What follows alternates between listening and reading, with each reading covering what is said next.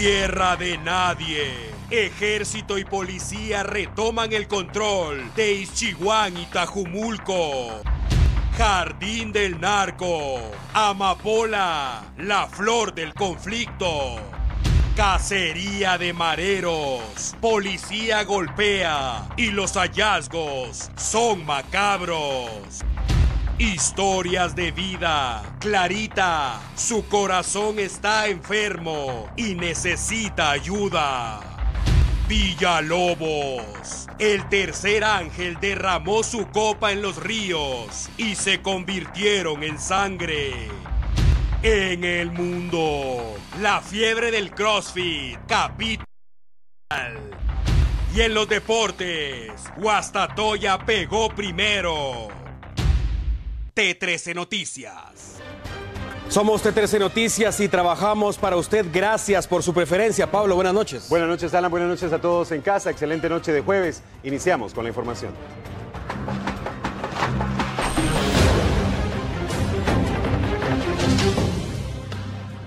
Bien, vamos de lleno entonces con el tema que acapara la atención pública desde hace algunas semanas, aunque el conflicto, hay que decirlo, inició hace casi un siglo. Antes de iniciar con la cobertura de este tema especial, definitivamente es importante que todos conozcamos el contexto, la historia y el desarrollo de este tema.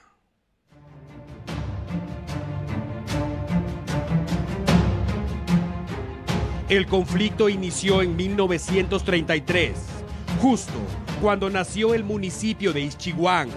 En apariencia se trata de una pelea por tierras, pero existe algo más: los nacimientos de agua. El vital líquido provocó el inicio de una guerra entre los pobladores de Ixchihuán y Tajumulco, departamento de San Marcos. Han pasado más de 80 años y la herencia es macabra. Los enfrentamientos entre los bandos han dejado muertos, heridos, capturados y descontrol. Incluso cuando se han enviado contingentes policiales, los uniformados han sido retenidos y la zona de conflicto se ha convertido en tierra de nadie. Los años han pasado y lejos de encontrar una solución, el conflicto se agudiza, pero entró en juego un tercer elemento. La zona es perfecta para cultivar amapola. Grupos de narcotráfico han aprovechado esa situación y se dice que son ellos los que evitan que las fuerzas de seguridad lleguen al sitio. Los grupos de campesinos dejaron de pelear con machete, piedras o pedazos de madera. En la actualidad se trata de organizaciones debidamente armadas, incluso con armas largas, y las batallas son sangrientas. Ixchihuán y Tajumulco, los municipios de la discordia, la zona de conflicto, la batalla que se ha extendido por casi un siglo, el conflicto por tierras, agua y cultivo de amapola.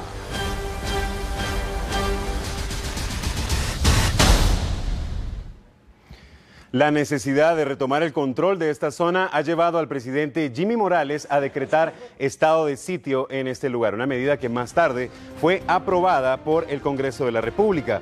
Por 30 días se suspenden los derechos de la libertad de locomoción, manifestación y portación de armas de fuego en Ixchihuán y Tajumulco, San Marcos. El Acuerdo Gubernativo 2-2017 también ordena a los ministerios de Gobernación y de Defensa a desplegar a la Policía Nacional Civil y el Ejército a la zona del conflicto para retomar el control.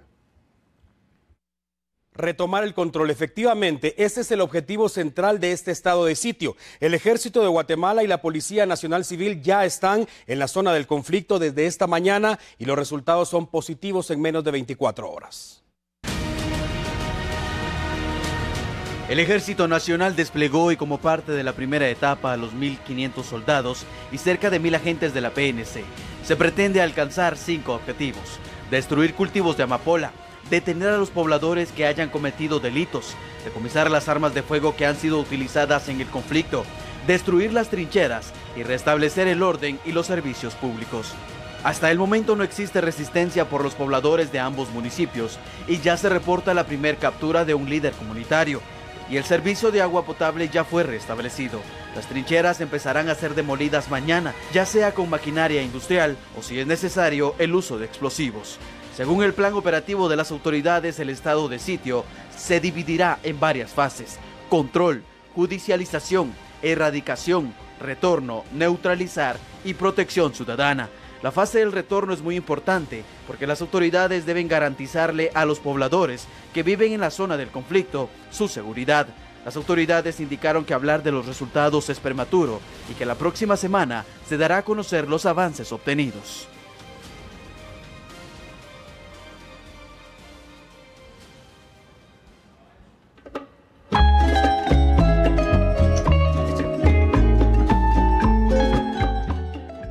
Y por si quedaban dudas, el presidente lo confirmó este día. El conflicto social que ocurre en San Marcos está influenciado en gran parte por cárteles de la droga que pretenden operar en esa región. El conflicto empeoró debido a la invasión de estructuras criminales que buscan su beneficio financiando la guerra. ¿Por qué las autoridades locales no lograron llegar a acuerdos? Está más que claro que la presencia de cuerpos criminales, aparatos clandestinos, gente del narcotráfico estaba presente en estos lugares. Es más, ustedes pueden ver fotografías de cascabillos, de municiones que son prohibidas en su uso. Alto calibre que solamente está autorizado para el manejo de las fuerzas de seguridad, y algo que es llamativo, en cantidades sumamente alarmantes hacían uso de estas municiones. La pregunta es, ¿de dónde las consiguieron? ¿Quién se las proveía? Y solamente se utiliza un recurso cuando hay abundancia de él. Eso simple y sencillamente nos garantiza la presencia del crimen organizado y el narcotráfico en esa región. La erradicación de amapola es indispensable, aunque el presidente Morales asegura que se buscan medidas para apoyar a la población que depende del cultivo de esa planta. Nos enfrentaremos también al problema más grande de la historia de poder restituir alimento a las comunidades en donde se haya hecho y se hagan estas erradicaciones. Esto quiere decir que cuando se suplantó la siembra de alimentos por amapola y erradicamos, una comunidad va a quedar con necesidad de tener programas de alimentos y de ayuda económica de una forma significativa también en los próximos meses. Sin embargo, posterior a eso, estaremos pidiendo que el Congreso de la República también nos ayude, decretando los límites que va a establecer el RIC para que podamos llevar de forma correcta y establecida en marcos legales el orden que al Ejecutivo le corresponde mantener. Morales no descarta solicitarle al Congreso de la República que amplíe por 30 días más el estado de sitio para garantizar que toda la población de ambos municipios goce de los derechos que por ley les corresponde. Definitivamente hay que hablar de las víctimas colaterales de este conflicto. Vamos a conocer ahora parte de la historia de una mujer que debió abandonar su vivienda para continuar con vida. Las víctimas colaterales son muchas. Esta mujer narró cómo quedó atrapada entre el fuego cruzado. Ella y sus hijos tuvieron que pedir refugio en casa de su suegra por temor a que los niños fueran víctimas de una bala perdida. Cuando yo escuché esa bulla que venía, yo me vine corriendo por los niños y me encerré un día con los niños chiquitillos y las patojas. Bueno, ahora nosotros nos salimos a las 7 de la noche en la casa y nos fuimos a recomendarnos. Los niños es la pena de nosotros y la pena de perder en su casa. Al ver la presencia de las fuerzas de seguridad y de la aparente calma en el lugar, decidieron regresar a su casa. Pero al entrar notó cómo las paredes fueron atravesadas por balas. Aquí está uno, aquí está la otra, ven. Está la otra que entró de unas adentro. ¿Qué pasó? Pasó, mira, ven a ver aquí adentro. Yo nada más le puse ese cal ayer cuando yo vine. Aquí le eché la cal.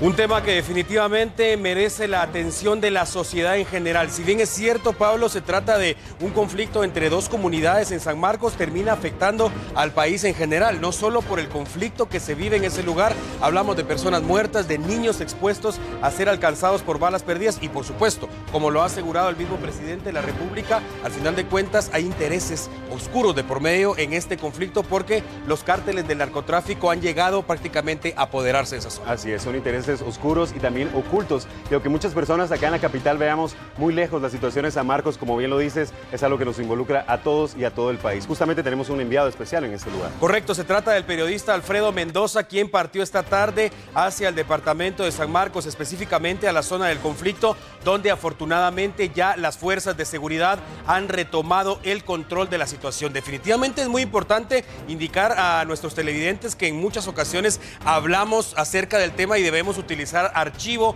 de las imágenes que obtuvimos en algún momento, porque no se puede ingresar a ese lugar. Afortunadamente ahora, con la situación o con el control que tienen ya las fuerzas de seguridad, los periodistas también podemos llegar a ese lugar para comentar qué es lo que está ocurriendo. La situación a esta hora de la noche en la zona de conflicto con el periodista Alfredo Mendoza. Buenas noches, Alfredo, adelante con su reporte, lo escuchamos.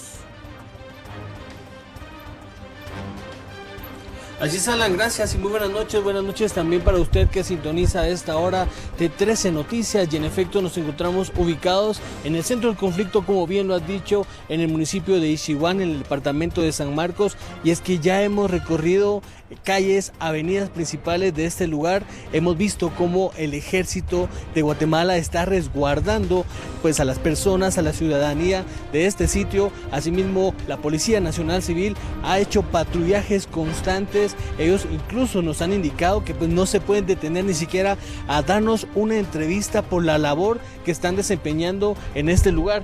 Quiero platicarles acerca de que pues hemos venido aproximadamente ya desde hace como una hora y nos hemos percatado de que la mayoría de locales están cerrados. Asimismo, también indicarles que se vive una calma acá en este lugar. La situación ha cambiado, pues mencionando lo que se ha dado en los últimos días, este enfrentamiento, este conflicto entre pobladores del lugar. Esto pues ya no se está viendo, sin embargo pues se debe a que se ha decretado el estado de sitio. Esto ya hace 11 días, luego pues fue ratificado por el Congreso de la República. Vemos incluso cómo pues hay personas que ya salen de sus viviendas seguras, pues tratan de convivir como lo hacían regularmente. Sin embargo pues es una situación que en los últimos días se tornó tensa debido a que no tenían esta libertad ni siquiera de salir de sus hogares por la situación misma que se estaba dando, la conflictividad entre vecinos. Quiero indicarles también que pues ya es bien conocido por todos acá que en este estado de sitio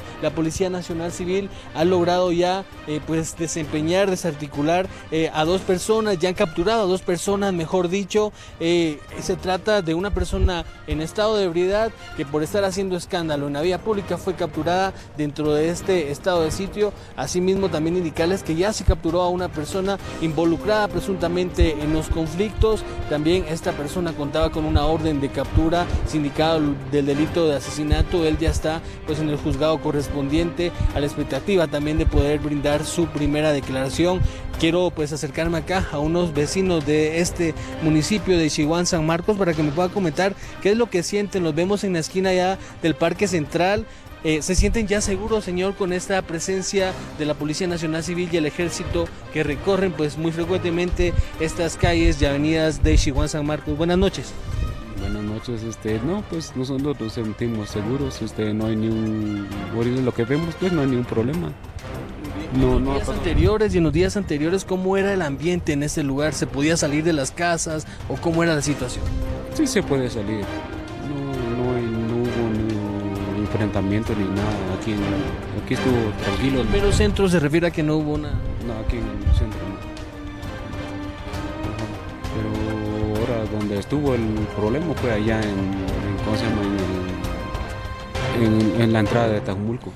Ahí fue el problema, pero aquí no, aquí todo está tranquilo. Muchas gracias, señor. Mucho gusto. ¿Cuál es su nombre? Ronnie González. Gracias, don Ronnie. Y es así como pues ellos nos comentan que la pues situación de inseguridad ellos no la percibieron acá en el centro de Ixihuán, es que nos encontramos precisamente en el Parque Central. Sin embargo, ya entre pues el límite de los municipios de Tajumulco y Ixihuán es donde se vivía este enfrentamiento. Incluso se encontraron trincheras, también evidencias como fusiles y balas también, pues quiero indicarles también que mañana se tiene planificada una reunión entre autoridades del Ministerio de Gobernación, el Ejército de Guatemala, asimismo también los pueblos que estaban en pugna. Ese reporte que tengo hasta el momento. Yo regreso con ustedes a Estudios Centrales. Alan, muy buenas noches. Buenas noches, Alfredo. 21:16, totalmente en vivo desde el departamento de San Marcos, específicamente desde la zona de conflicto. Afortunadamente, Pablo, las autoridades retoman ya el control. Esto, por supuesto,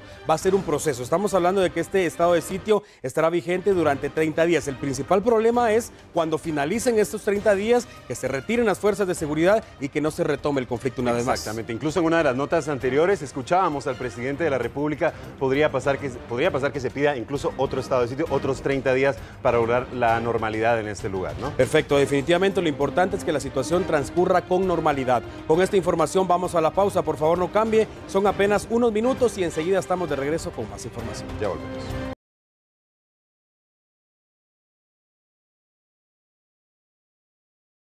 Nuestros titulares, le adelanto, se trata de la historia de una niña que empezó a sobrevivir prácticamente desde el momento que vio la luz. Mucha atención porque le vamos a decir cómo puede ayudar a esta familia guatemalteca.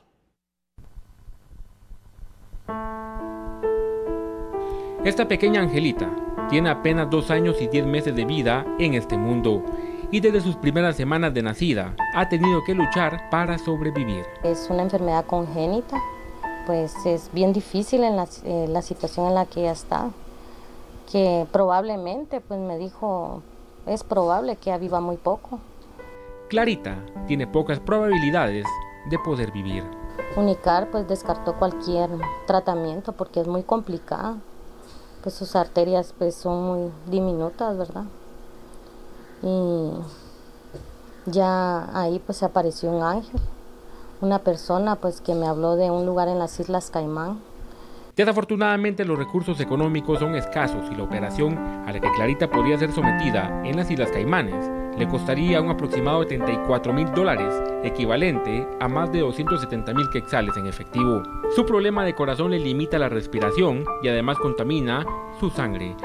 Los pacientes tienen un defecto a este nivel y además tienen estrecha esta válvula.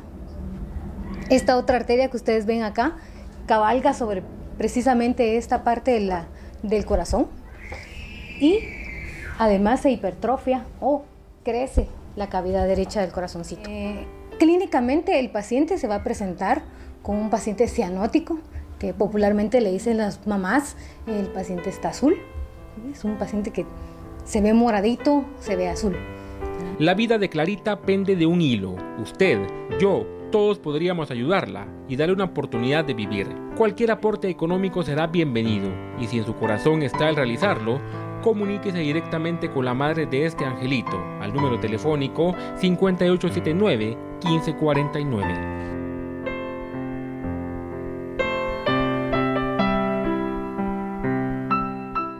Qué triste definitivamente conocer historias como esta, pero no solo se trata de conocerlos y ponernos tristes. El objetivo de esta publicación es hacer el llamado a la conciencia de los guatemaltecos que tengan la posibilidad y que quieran colaborar con esta familia guatemalteca, específicamente con Clarita, esta niña que está tratando de sobrevivir. Mucha atención, en pantalla una vez más el número telefónico, si usted desea y puede colaborar, yo se lo repito también, 5879-1549. Por favor, ayudemos a esta niña.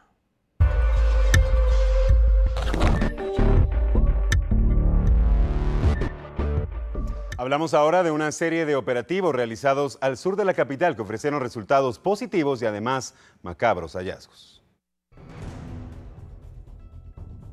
Se ejecutaron 26 allanamientos en distintos sectores de la zona 4 de Villanueva.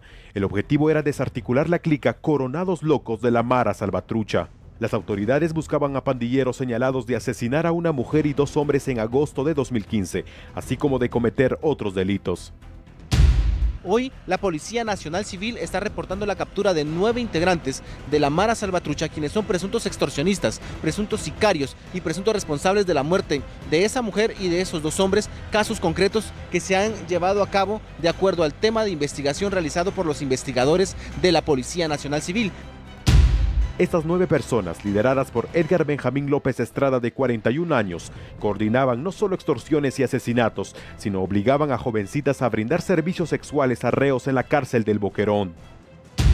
Estas personas, además de dedicarse al cobro de extorsiones, al cobro de extorsiones a tiendas, a negocios, desde una tortillería hasta el dueño de un transporte, también se estaban dedicando a prostituir a las mismas integrantes de Sumara. En uno de los allanamientos ejecutados en un sector conocido como Colinas, en la zona 4 de Villanueva, las autoridades hallaron restos humanos. Según vecinos, en ese terreno los pandilleros practicaban actos satánicos. La Fiscalía contra el Femicidio vincula a los integrantes de esta clica en una serie de asesinatos contra mujeres, por lo que se presume que en ese lote enterraban los cuerpos para no ser descubiertos. Bien, y la cacería de mareros también se extendió hasta Chimaltenango. Allí también se reportan resultados positivos. A raíz del asesinato de 2 agentes de la Policía Nacional Civil y un reo dentro de una patrulla en el departamento de Chimaltenango, cuando participaban de un traslado en el kilómetro 48 de la ruta interamericana departamento de Zacatepeques, fueron capturados 4 supuestos integrantes del barrio 18. En el operativo se incautó 2 pistolas calibre 9 milímetros y un fusil AK-47. Los capturados fueron identificados como Ileana Margarita Alvarenga, de 28 años, de nacionalidad salvadoreña, Pamela Zapeta Yáñez, de 22, Edgar Eduardo Pirir, de 30, y Walter Francisco Yanque Godoy, de 22 años. El operativo estuvo a cargo de investigadores de la PNC, la Fiscalía contra el Delito de Extorsión y elementos de Dipanda, y no se descartan más capturas vinculadas al caso.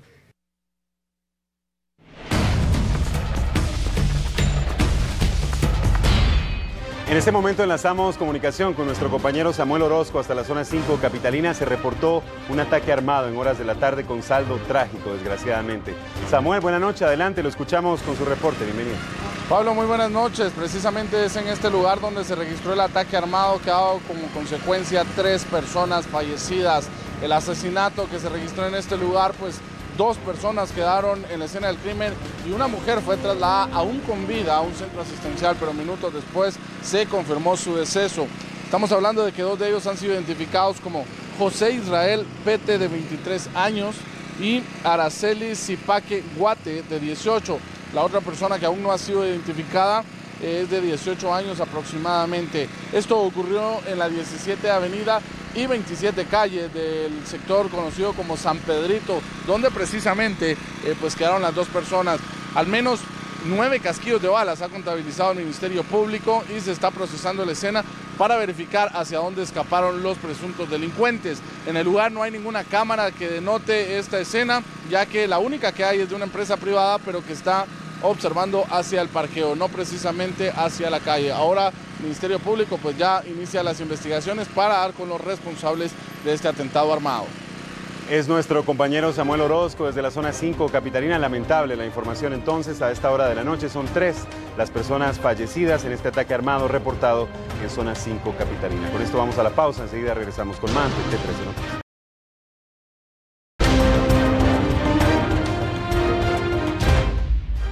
Estamos de regreso y hablamos del medio ambiente. Esta vez le tocó al río Villalobos. Las aguas de este afluente se tiñeron de rojo y los daños generados al lago de Amatitlán son irreversibles.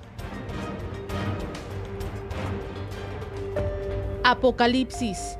El tercer ángel derramó su copa en los ríos y en las fuentes de las aguas y se convirtieron en sangre. Fuertes palabras y una advertencia. Para los vecinos de Villalobos, esto casi es una realidad. El río se tiñó de rojo y el ya muerto afluente de agua ahora es un caudal de contaminación. Moscas, mosquitos, basura y un terrible olor son solo algunos detalles que acompañan las aguas de este río. La situación empeora. Este desemboca en el lago de Amatitlán, el cual ya cuenta con altos niveles de contaminación. Podría tardar algunos días. Esperemos que sea como las otras 2 ocasiones que hemos encontrado el sitio, hemos hablado con las personas y entonces cuando logramos encontrar, el caso se pasa inmediatamente al Ministerio de Ambiente o al Ministerio Público, que son los entes coercitivos los que ya pueden determinar qué tipo de multa se pone, cuál es la contaminación que están ejerciendo. AMSA, a través de su laboratorio, investigará qué fue lo que provocó esta coloración.